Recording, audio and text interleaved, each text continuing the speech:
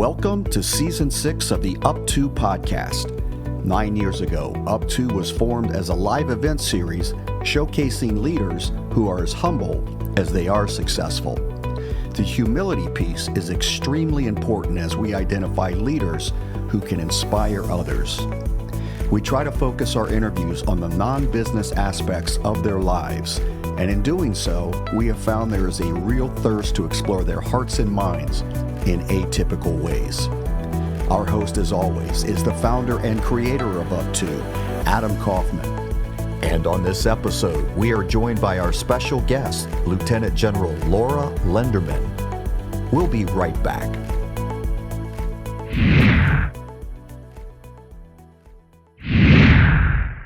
If you're a business owner, an executive, or a rising member of a management team, I don't have to tell you about the importance of having team members and partners you can trust.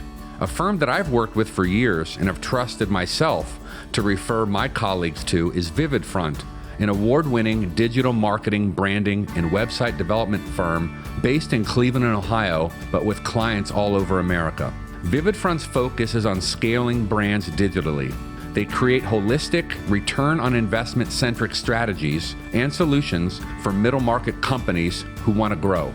They do paid advertising, influencer and social media marketing, e-commerce strategies, lead generation websites. I could go on. Their expertise is expansive, and their tactful leadership team, all of whom I know, has the entrepreneurial experience to turn ideas into revenue-producing business plans. Yes, I am reading a script, but I will tell you that I sought VividFront out for this podcast because I already believed in them, seeing what they did in the marketplace. So if you're seeking a partner to take your business to the next level, or if you're looking for an opportunity to work for a top agency with an amazing culture, truly an amazing culture, check out their website at vividfront.com or send me a note and I'll introduce you to my friends who run the company there. VividFront, great organization.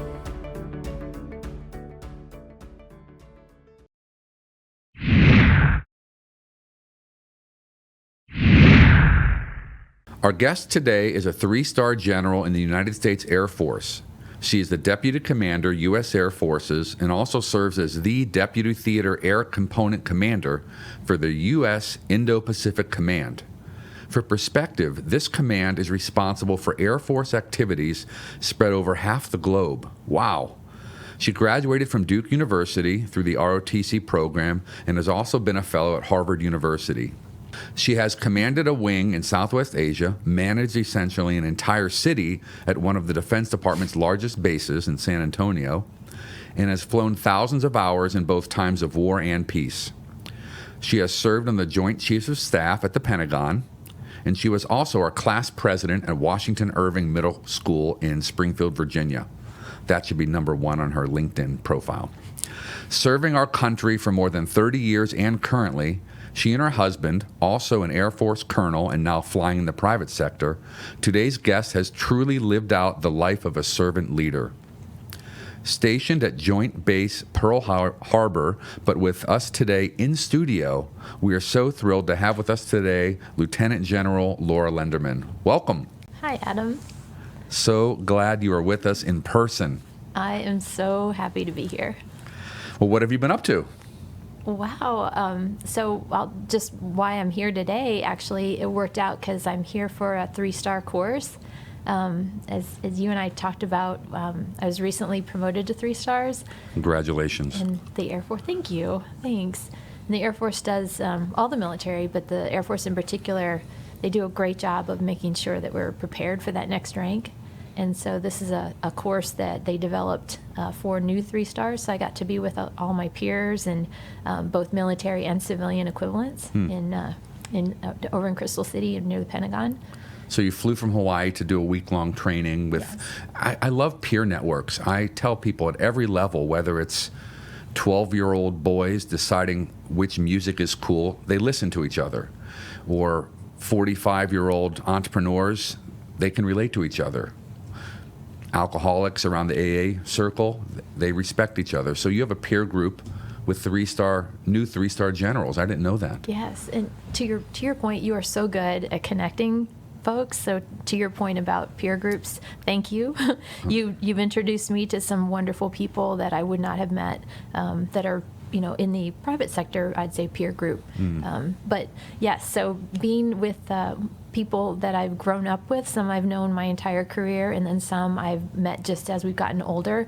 But to be going through, just like you said, just like in high school, where you've gone through similar experiences, or you're going through the same challenges, but just in a different AOR or different community, you have these people and friends that you can rely on. And then at this level, you rely on each other regardless, because of what we do for national security. It's all connected. And the higher one achieves in the professional realm, the fewer peers there are. And so that's actually some unintended consequences of success, is there's only so many people who can relate to what you're going through, or the pressures you're under, or the opportunities you're developing for yourself. So do you think that this week in the nation's capital is going to help you become a better 3-star general? Absolutely. And I'll be honest with you, going into the week, I wasn't sure. Of course, I was grateful for the opportunity, but it's an unknown. So I'm like, oh, is this going to be worth the time? And of course it was. And the general that put it together is our Vice Chief of Staff of the Air Force, so General Jim Slife. And he is an incredible, I'll say, professional development is one of his passions. And so he's a great mentor and coach, and he spent a lot of time, I'll say, curating this course specifically for us. And it's really focused on civ-mil relations. And so, civilian-military relations. Yes. Okay. And all the aspects of that, from working with Congress, from working with the press, the media. Yeah, because now you have a higher profile, so you may have to do some of that. Absolutely. And of course, he has so much experience, but he wants us to be as prepared as possible. So he each day had a different theme. And the first day we were in the Pentagon talking with OSD, the Office of Secretary of Defense, and senior leaders there, as well as the Joint Staff. And I want to put a plug in because the director of the Joint Staff is Lieutenant General D.A. Sims. And if that name sounds familiar to all of our friends from West Springfield, I hope it does. He was a senior when we were freshmen. Wow. And he was the class president of the class Something of 86. about the Spartan pride that really excels It's so cool. in the military. It's so cool. And I got to work with him at my last job at Transcom when he was our, at the time he was the Joint Staff J3, which is operations. And we got to work on some really incredible projects together. But it's just so cool to see, him at that level, and he's so good. But that first day was about the military and our civilian leadership in the Pentagon. And then the second day was about our industry partners and working with some innovation, some folks that are helping us connect more deliberately with some of the startups a lot of startups that we work with. I was going to ask you about technology. Yeah, so we historically haven't done that very well. We have big weapon systems that we bring on, and they take years and years of thought and millions and billions of dollars. Right. So just working with industry, and then this last day was pretty exciting because we learned more about some of the bigger companies, so the more, I'll say, standard or traditional companies that we got to work with, or we traditionally work with, but how can we work with them better? So, General Lenderman, we've been friends since 7th grade, and it is such a thrill to have an active duty general spending time with us. We are used to, maybe as consumers, watching former officers comment on the news, or you see a lot of former retired military personnel in the media. But to have an active duty 3-star general with us, it is such a pleasure, and I can't help but have my mind race when I'm thinking about 7th grade, 8th grade, high school together, all of our shared memories. It's really frankly hard to keep focus on the topics I want to get to here, because we're just buddies. And we you and I talked about this about last night a little bit, and to have friendships for 40 years, and it's going on 40 years now.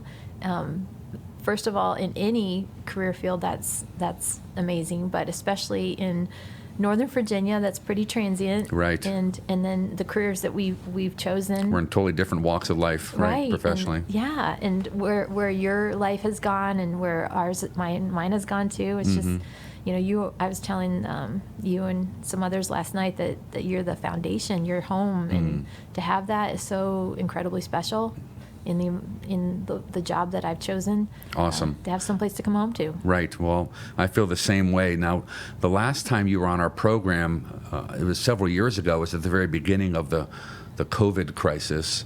You might have been a 1-star then, maybe then 2, but you're now a 3-star general, lieutenant general. What does that entail? What are your responsibilities? I know your geography is the largest kind of geographic responsibility in the world, but can you share with us non-military folk, what are you responsible for? Sure. So as a deputy commander for the Pacific Air Forces, I am the number 2. So You're not the number 1? Not the number 1. Will you work harder, please? But I work for an incredible commander, and so my primary job is to support him and support his priorities. What is the mission of that group? So our mission in the Pacific Air Forces is we work for the Indo-Pacific commander, Admiral Paparo, and his job is to maintain a free and open Indo-Pacific theater. And what that means for all of us we're the air component. So you have a land component in the Army, you have a Marine component, and then of course you have the Navy component, which is primarily water out there. So they have a strong presence, and we are supporting the Pacific Fleet. And that's our job. And what that means on the daily basis is we're in competition with China, and so we provide a presence west of the international date line. We have bases. We have 10 wings in our formation, and we have bases west of that date line in Japan and Korea and Guam. Primarily, so we have a presence there that's always providing support to the Indo-Pacific priorities. Wow! And then we also have aircraft in Hawaii, of course, and then we have aircraft in Alaska too. So the geography goes all the way from Hawaii or California all the way over to Japan and the edge of China. Yeah, from the west coast of our United States to the east coast of Japan. Years ago, we were all impressed when you explained how you would do mid-air refueling of jets.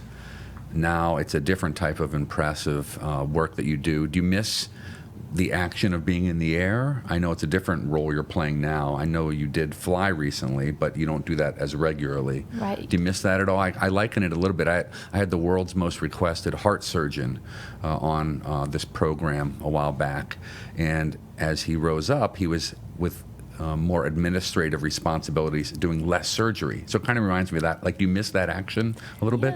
Yeah, I do, because that is that touch point, people to people, contact, and that's when you're really good at your job and technical job, and you're having these experiences that are, I'll say, life-changing in many ways. So you described air refueling was my primary job growing up in the Air Force, and I have so many wonderful memories of first of all, supporting different operations in the Middle East primarily, but really all around the world.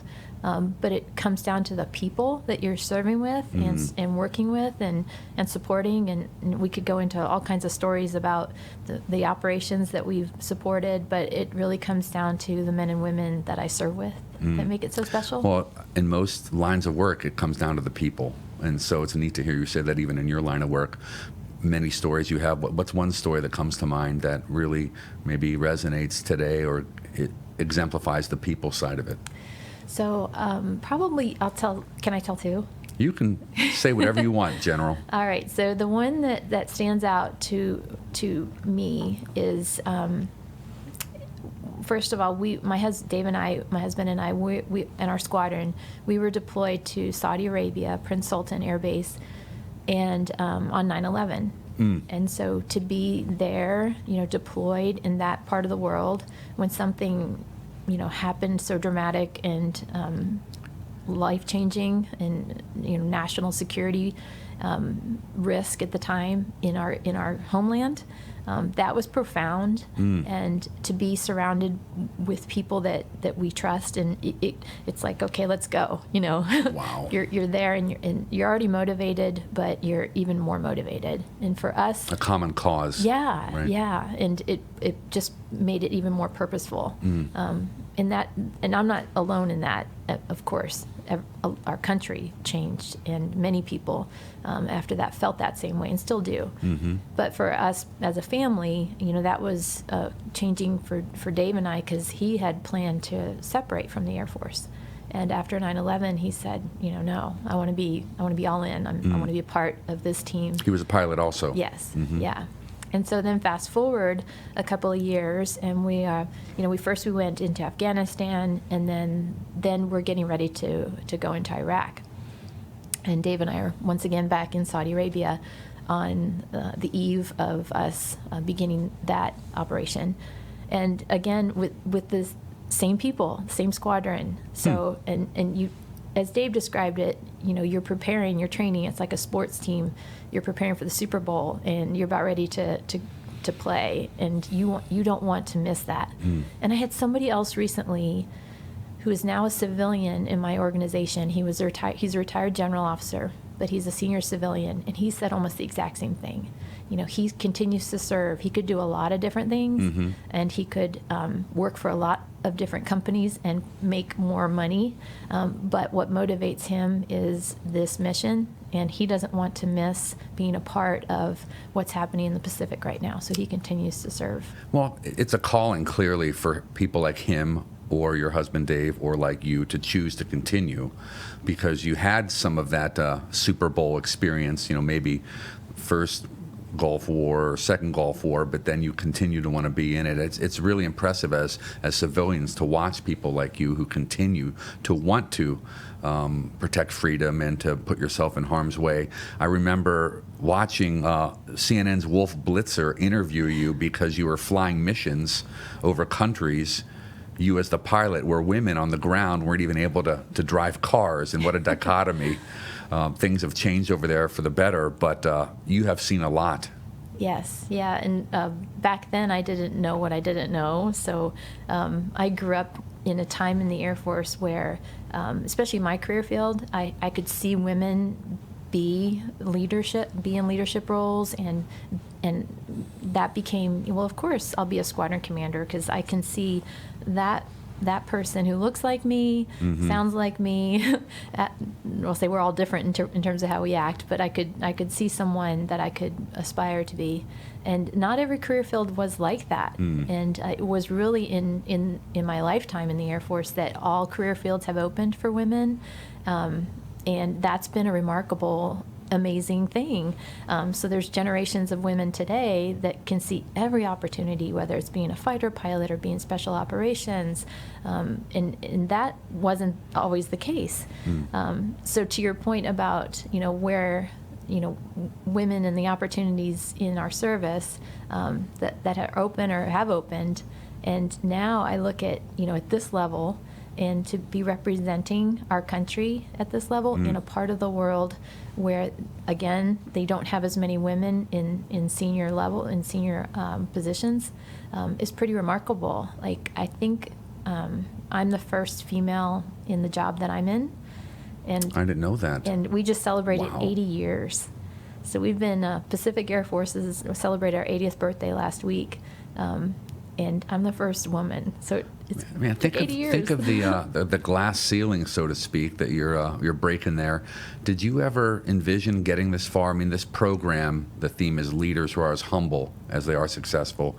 You are extremely humble, but I want to give you permission to be authentic. Like, did you think you'd attain this level? I mean, those of us rooting for you did, but did you ever really think you'd be a No. 3-star general, Never. first female in this role? You Never. didn't? No, because you just kind of keep your head down, and you're working at the job, and you're flying the missions, and you're upgrading to the next level, or being an instructor pilot, and then you're going to get to be a squadron commander, and you're just trying to do what's right in the job that you're in. And, my mom says, bloom where you're planted. And Bloom where you're planted. I like that. Yeah, grow where your roots are is a Yeah. similar phrase. Yeah. Yeah, and that really kept us as a family, especially Dave and I, grounded, because we couldn't look too far in the future because of being a joint military couple. We were always kind of right where we were, doing the best that we could and hoping that we would get to stay together in the next job. So we didn't quite have the luxury of thinking 2 or 3 steps down the road. We were just kind of looking right here. That's some of the sacrifice you've chosen to endure on behalf of your country. It's just remarkable. How do you compartmentalize? Like, life-work balance is a popular phrase. And those of us in the private sector, we have stressful days or we have big problems to solve or problems at work, but we try to come home and have a home life. Your dilemmas, your problems, your professional challenges, more important than mine. Like, how do you turn it off? Can you? Is it 24/7 at all times, every day? Like, how do you separate or put your heart in one place, but your mind still has to think about the job? Yeah, that's, I would say I've not always done that very well. And Well, you're a human being, Yeah. so, I mean, I can't imagine how one could do it well. And in the beginning, and I'll go back to being a joint military couple, you don't really turn it off because you're working together all day, and then you come home and you're still talking about work. And that wasn't necessarily a bad thing at all, but it did shape our marriage and our relationship. And then as you get older and you become responsible for more people and more equipment, and then you're How many people, have you been responsible for? At one point, I think it was 80,000? Yeah. So in Joint Base San Antonio, that was a big base, a big Wow. organization. And directly, there were over 8,000 people in my organization that I commanded. But in the joint base, where you're responsible for the health and welfare of all the families and men and women and all the organizations, it was about 80,000.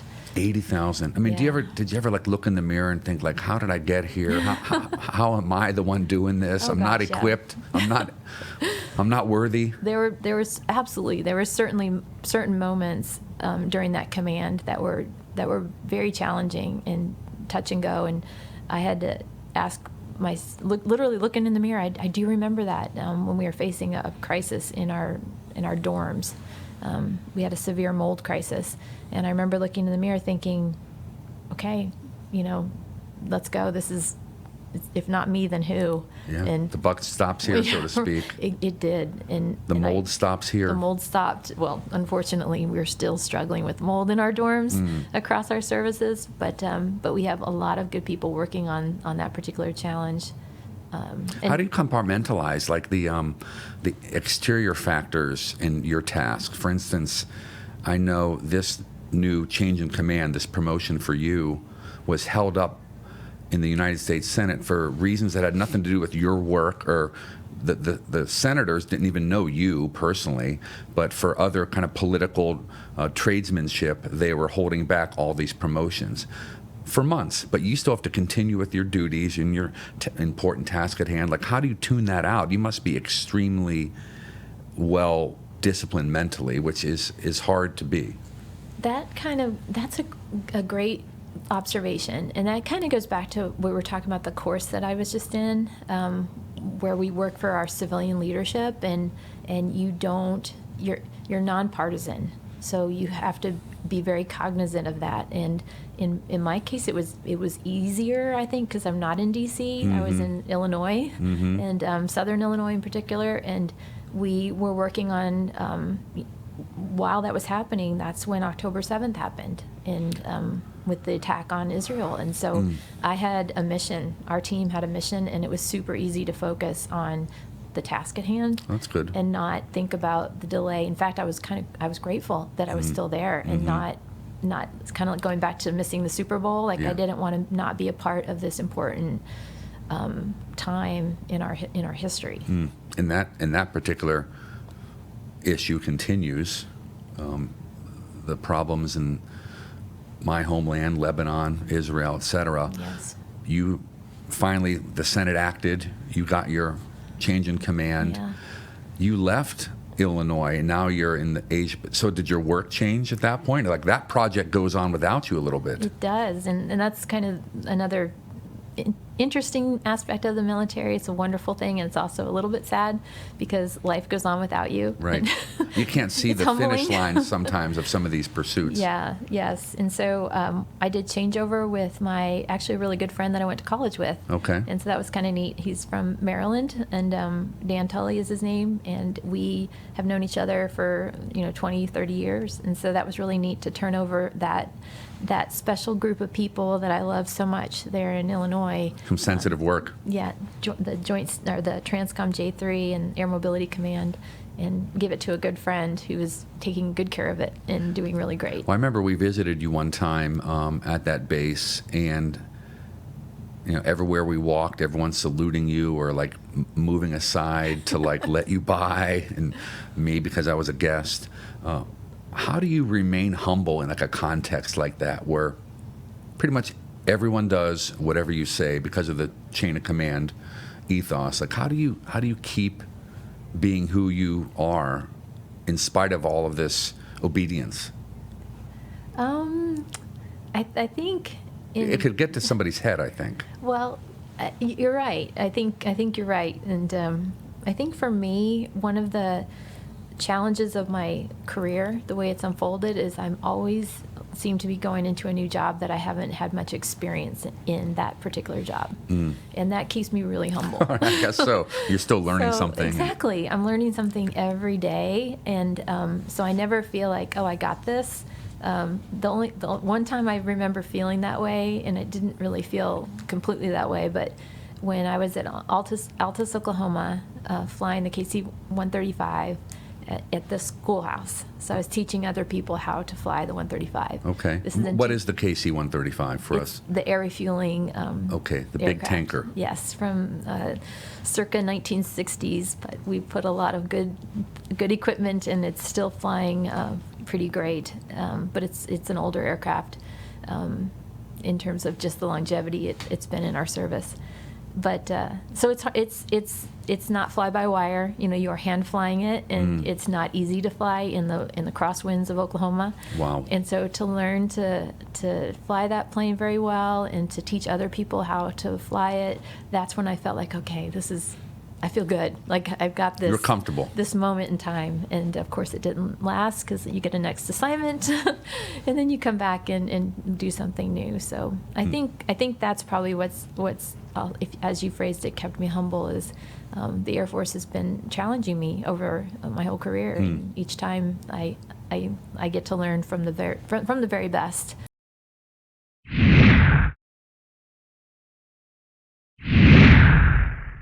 I'm grateful that Calfee, Halter, and Griswold has once again agreed to partner with us. With offices in Ohio and Washington, D.C., this full-service national law firm focuses on all aspects of business and the law, including corporate and finance, intellectual property, and government relations. Let me be clear. I actually approach companies with whom I would like to partner. We just don't accept marketing dollars from anyone. I have been referring my CEO and entrepreneur friends to Calfee for years. I really believe in the firm. One of their notable practice areas is in mergers and acquisitions. And recently, for instance, I introduced a successful entrepreneur in the Midwest to Calfee when he told me that a European-based conglomerate wanted to buy his business.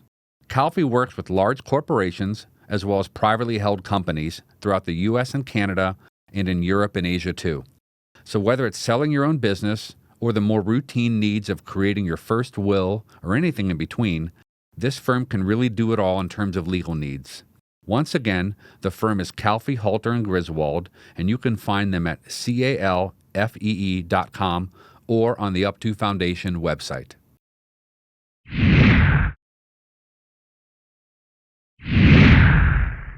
What makes you want to continue to achieve, like in this rarefied world of high-ranking military officers? And I can't help but think about, like, early on in life, we kind of see what type of character traits people have. And one time, I think it might have been during the college years for us, a summer time, or just after, but we were both back in our hometown, and you were training for a marathon, and I was just maybe running like 4 miles or something, and you were training for like 16 miles. So we figured out we were both running the same Saturday morning. So I said, I'll meet you at this point, and I'll do 4 miles with you. And so I completed my 4 miles, and I was exhausted, of course, going a little bit faster than I would have because you were slowing down to be with me. But we said goodbye, and you continued to run like another 6 miles. So way back then, this pursuit of continued achievement, it kind of reminds me of what I see now, is you're continuing to want to achieve new things, new heights, break new ceilings, even though you've already attained these high levels. Like, what drives you to keep doing that? That's, as you were talking, when Dave and I were first married, this kind of came to a head in our marriage early on because I was wanting to apply for opportunities, for challenges, and that would take us apart as a couple. And Dave said, why are you doing this? Like, why are you volunteering, to be separated? You're already this. Yeah. Why that? And I had to kind of face that. And I hadn't thought of it like that because I grew up like that. I always grew up. That's how you're wired, yeah, clearly. Exactly. That's a great way to describe it. Because not everyone has that character trait. And it again, it's ebbed and flowed over the years. As I've gotten older, I think I would say it's mellowed out a little bit in the sense that the why I serve today is not terribly different from why I served in the beginning. In fact, it's not different at all at the core of, I love our country and I want to be a part of something bigger than myself. But in terms of going after that next thing, it's more like if those opportunities come, I will do my very best, but I'm not searching for that next thing anymore. I just want to really focus on this job and do the best I can to serve my commander in this particular challenge that we're facing in the Pacific. But back then it was about like, okay, there's a neat thing to apply for. I'm gonna go. Like, I'm gonna apply to Duke because it's a hard school. I'm gonna take German because it's hard, I think, or I thought it was going to be hard. Yeah, you picked a harder language to learn. Yeah, I'm going to go to pilot training because that's what you do. And that's what you do. Most people don't. I've never flown a plane before, but I'm going to try. So I think I was wired that way, and then and that became something that I'll say supported the opportunities that came my way, because I never thought that there wasn't anything I couldn't do. And it wasn't like, oh, I got this. It was more like, of course. Go for it. Yeah. And for me, from a spiritual perspective, that's really where the foundation is that if there's, a place where you are meant to be and you're going to be guided there and you're going to be equipped with everything that you need to accomplish that. And it's kind of a simple way of saying that you're in your right place. No, I think the same. I call that God's kaleidoscope. If you think about a kaleidoscope and all the pieces in a kaleidoscope create a perfect visual, but in the moment you don't know what each blue dot or green circle is going to become in the greater system. But we also have free will. Free will, again, the kaleidoscope metaphor, to turn or not turn anymore, the kaleidoscope. So you still have to choose. I am going to go for becoming a pilot, or I am going to interview for this colonel role, or choose not to. So your wiring, I think, just something that's unique to you. Most people don't have that type of ambition, yet you remain humble. Like I said, I remember joking with you one time when you became colonel, saying, when are you going to become general? And you said, oh, never. I said, never. You're going to become the first female Joint Chiefs of Staff chair, and never, you say. But each of these nevers we've achieved. But zero pressure, I know, but you continue to reach these new heights, and I suspect it'll continue. Well, thank you, Adam, for your confidence. And I think that's one thing I haven't had a lot of over the years is confidence in what I, and it kind of is contrary to what I just said, where I put myself out there, but but I'll then doubt that I can do it. And so that's when my family comes to my rescue. Sure. And, like we talked about my faith and my friends, and you all have buoyed me up over the 30 years that I've been doing this. So I appreciate you very much. Do you think about, we appreciate you. Do you think about who's watching you? Doing a little research before this conversation today, I saw where you and your husband were maybe teaching a class to new airmen about some aspect of life on the base. I think I know what you're talking about. Yeah, there was an article in a military publication, but so there were maybe 20 people in the room, but more broadly, people who listen to this program or other people in your personal life, do you think at all about your own legacy? Does that create any pressure to be a certain way or to live up to people's expectations? Maybe not, and that'd be okay, but how do you think about your own legacy or the role model aspect of your stature? That is actually super motivating at this point. And I'll say not the legacy part of it, but to be a visual of what other girls and women could do, and have that I'll say role model, but something that like I said, I looked up and I saw women in command positions when I was a lieutenant, and the women before me, just a couple years before me, didn't see that because women started to fly aircraft after World War II. Of course, we had women flying aircraft, and then we took a break, and it was 1976 that the first class of women went into the Air Force Academy. If I got that date wrong, I apologize to our Air Force Academy. We were 6 years old then, so that shows the time it took. Yeah. So lucky, and that being born in 1970, and not a year earlier or a year later, it was just very grateful, honestly. And I think about that a lot because you're playing a part in that continued ascension. For women leaders. And those first women were trailblazers, complete trailblazers. I mean, we wore men's uniforms for the longest time. Oh, wow. Now we have women, uniforms that fit us, and we have maternity clothes, and we have, things that just make sense in any other career. But but back then, it was very much that, you were kind of paving a way and trying to find your way. And so when I was in pilot training in the early 90s, that's when the first female fighter pilot was allowed to go into that career field.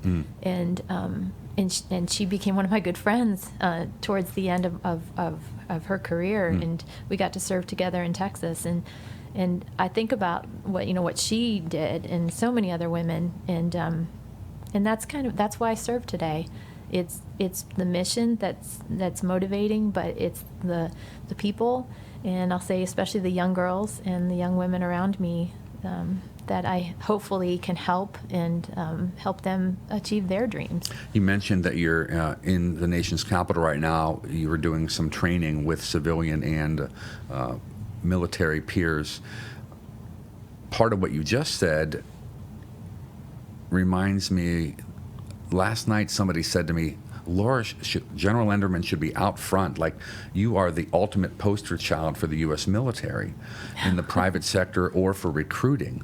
I don't know if PR is a part of your regular responsibilities, but does the military ever think about having someone like you more out front? Again, we see former military officers on TV a lot, but maybe this isn't of interest to you, but you would be a really effective spokesperson for the organization, the whole enterprise, the whole military, not just the Air Force. Oh, Adam, thank you.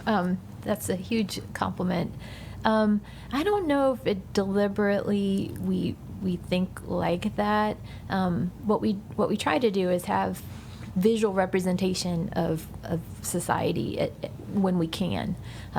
So that makes sense if there's an opportunity, especially if I'm going to speak to a women's group, or there's... So you're allowed to go out in the marketplace and do that if Yes. you get invited somewhere in the private sector, not just military? Yes. Okay, that's like this program. much to my surprise, it's been downloaded in 90 countries, and Wow. you'll have thousands of people listening and watching, most not in the military. Something like that, do you have to get approved to be on a little show like this, or how does that work? Well, we did. We did talk to our public affairs back at the Pacific Air Forces, and so they're tracking the show. And Okay. And before that, when we did the show back in San Antonio, my public affairs, they were aware of it too. So yeah, absolutely, it makes sense to make sure, especially at the level that I'm serving. Yeah, you have a lot of now, responsibilities. that we coordinate where I'm going to be speaking and that kind of thing. But speaking to a good friend is just unique in its own right. Can I say one more thing too? Little West Springfield plug here. Again, you can say whatever you want. If it has to do with the high school we went to together, for sure. My commander went to West Springfield. So General Schneider, Kevin Schneider, he graduated, if I get this wrong, sir, I'm sorry, but I think it's 1984, right before we got there. But his father was also in the service, and they ended up at West Springfield. There could be like a Netflix show about the three of you at your different levels of high stature, all from our same kind of mid-sized public high school. It's not like we were some massive place. That's awesome. Well, what's exciting to you in the future? What are you thinking about right now? I know you have a lot of like work pressure, focusing on China and not only Pacific security, but cybersecurity, et cetera. What are you most excited about or looking forward to in the coming months? Well, the course that I just finished, like you kind of alluded to earlier, it has made me think of a couple of different things that I want to attack or tackle when we get back. But it isn't. Now, probably the use of attack in the context of your work. Yes, we should maybe choose a different choice. word, but that's your decision. Prioritize. It was inspiring. It made me think of a couple things that I can help my boss think through and maybe organize the staff. Can around. you share at all what that is? Or? Well, it's not a secret or anything like that, but we transitioned from the previous Indo-Pacific commander to Admiral Paparo, and he has some very specific ideas about how we want to work together as a joint component across the command, and so we're working pretty hard to think through that. And there were some ideas that were collaboration. Yeah, and being more deliberate and information. Do you guys use environment. technology for like workflow conversations in the private sector? There's all types of softwares to have ongoing conversations, whether it's Workday or Salesforce products or other technologies. Yes, Do you use that much? Yes, we do. I will say, as an older person who didn't grow up with that, I am less. We're not digitally native. Yes, yeah. I'm not a digital native, but my team does, and I walk out and there are like a million conversations that they have going on at the same time. Right. So it's pretty efficient for them. But I think the way I like to communicate in person or visually, we have Tambergs for our higher level conversations, and of course we've got Teams that became pretty day to day during COVID. Microsoft Teams. Okay, that's what you guys use. Okay. Do you more broadly, not just you, but do you see a lot of technology use, technology advances, artificial intelligence tools in broadly the Air Force's work? Yeah, that's a great question. The answer is yes and no. Okay. So I think we recognize that there's opportunities for AI and machine learning, and it's more prevalent in some career fields than in others. But I would say as a service, as a military, we're starting to get our hands around it and how we might employ it and use it in our day-to-day life, but also most importantly, to prepare us for conflict or competition. But I wouldn't say that we're completely conversant in it yet. So this is now kind of butting up to my day job, my life in startups and venture capital a little bit. There's a few companies that are now really large that the military does use, public companies, Palantir and Anduril, not public, but another weapons deployment company. The CIA started InQtel, which was a venture capital unit years ago, to kind of seed some of these technologies. We'd probably benefit from more technology. Not that I'm an expert in the military. No, you're absolutely. In the course that I was just in, I guess I mentioned 1.5 days were spent on this topic in particular. So Palantir was there yesterday, as well as several other companies. But DIU is kind of our connection. That's within the military. It's a unit to look at technologies? Yes, it's across the department, so it's at the OSD level, and they work across the services. But the gentleman that's running it, he's phenomenally connected. He worked for Apple for 13 years, and he came from Apple, and he's a Navy reservist, so he speaks military and technology, and he's helping us in this space.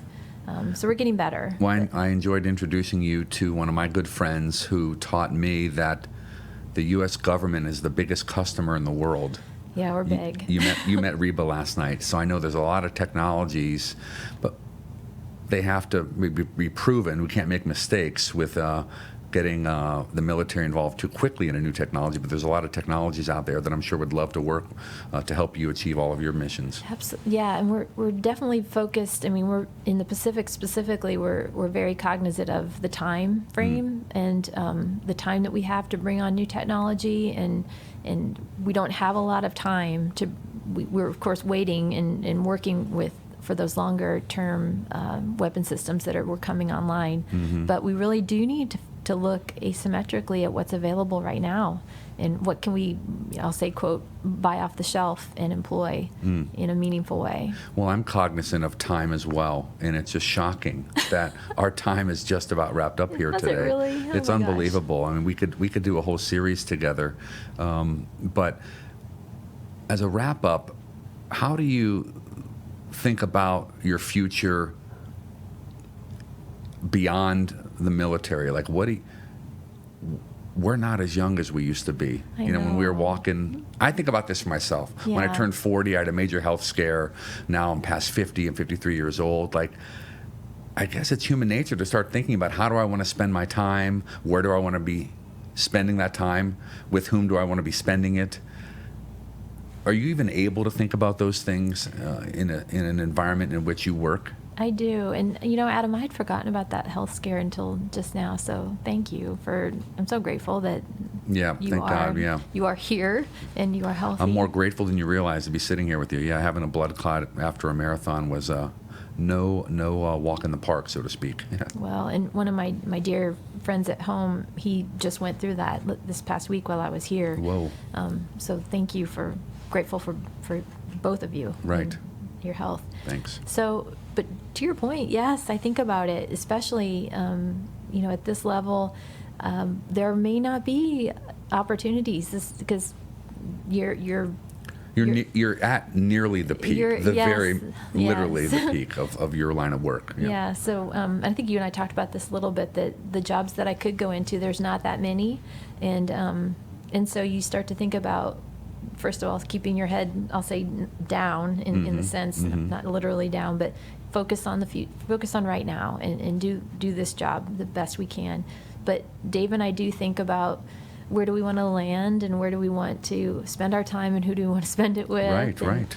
And for me, it's become so clear where I want to live is in South Carolina. My parents retired to Myrtle Beach, and we are starting to find our home base in Charleston. Okay. And that's where my sister's daughter lives. Good military town. It's a great town, and we've gotten to spend a lot of fun times there with my girlfriends, the ones we went to high school with, and my mom. And yeah, so that seems to be like kind of where we're going to land. So you do think about it a little bit. Of course, you don't have all the answers yet. We don't either, but it is something that comes to mind as each year passes. Yeah. But we are just so grateful that you took some of your extremely busy time to sit with us. On this program, we've had like a Heisman Trophy winner. We've had public company CEOs. We've had, like I said, the most requested heart surgeon in the world. All of them are like really busy, but your life, I know, like every minute pretty much is scheduled, and just so honored that you gave about 60 minutes of your time with us today. Thank you for all you do for our country, and we look forward to watching you continue to rise, and happy to help in any way that we can. Thank you so much, Adam. It's been a pleasure.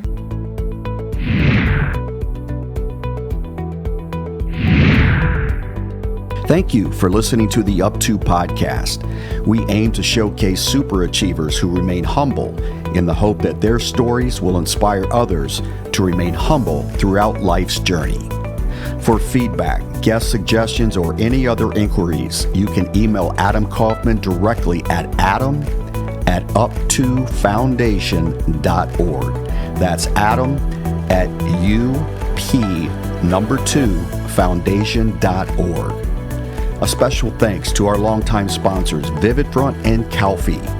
And don't forget to like and subscribe to Up To wherever you get your favorite podcast.